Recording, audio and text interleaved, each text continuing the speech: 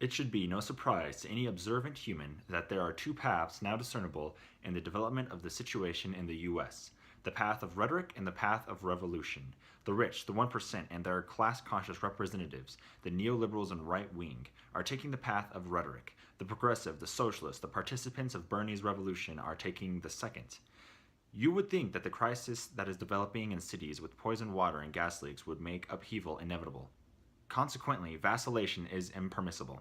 Either change is happening, and in that case we must carry the revolution through to the end, or it is certain to fail, in which case we cannot and should not give up simply because we will fail. The moderates are wrong in thinking that this proposal is not pragmatic. They are looking for a middle ground. They want to say that the revolution is not possible, and so we must focus on incremental changes. This, of course, fails to recognize that the revolution cannot be entrusted to the neoliberals and the right wing. They do not act on our behalf. The proposals are not meant to be incremental, but meant to have the facade of change. We must first address the problems of managed democracy. The modern political structure is sanitized of political participation through the malevolent puppeteering of establishment candidates. Billions of dollars flow into the political campaigns while apathy and blatant lies rationalize the process. These puppets of the billionaire class are legitimized by the election process, delicately manipulated to have the appearance of fairness, all the while being nothing more than a public relations scheme. Propaganda is essential in American totalitarianism. While in the past countries would rely on centralized propaganda controlled by government, propaganda today is controlled by highly concentrated media corporations. This allows the facade of a free press, all the while the handful of billionaires that own these corporations ensure that reality is filtered through the airwaves. Dissent is allowed, but most of the time is useless if it never ends up on primetime. In this way, only the perspective that the corporate media deems necessary is allowed to be heard by the public. Now, I have referred to the US as inverted totalitarian. But why?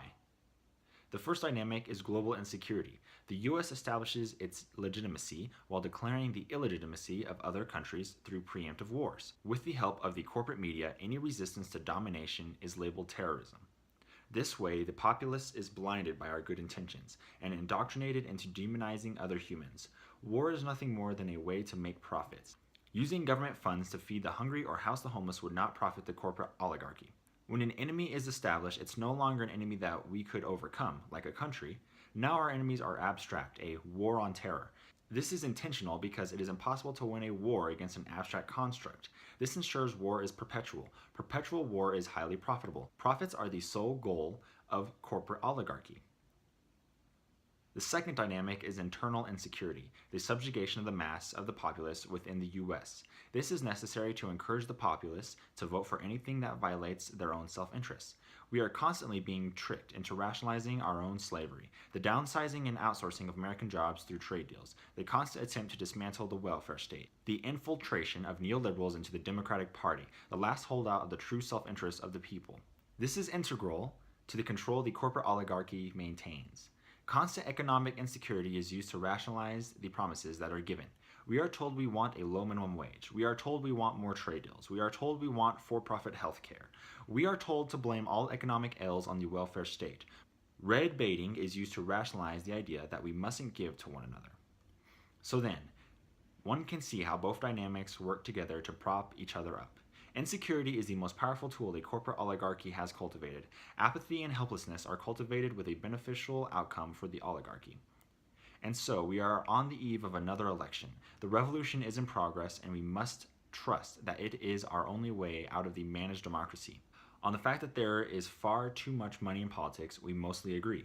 But under what circumstances can we and should we change that? By the hegemony of Bernie Sanders or by the hegemony of corporate puppets? This is where many start to disagree with my previous appeal to caucus for Bernie. We can now clearly observe how harmful the hegemony of the puppets can be. Obama has pushed for trade deals and happily extended drone wars. He has utterly failed to raise the minimum wage. His legacy could have been marked by a single-payer healthcare system. Instead, we got a farce system that frankly is not good enough. And how different do you think Hillary will be? Those who applaud this record evidently are content with their oppression. On the other hand, if the class interests of the 99% lead to representation, if we take control of the election and not succumb to apathy and rationalization, it goes without saying that the corporate oligarchy would be eradicated from our government. So choose. Choose the hegemony of the people's candidate, or choose the hegemony of the corporate puppets.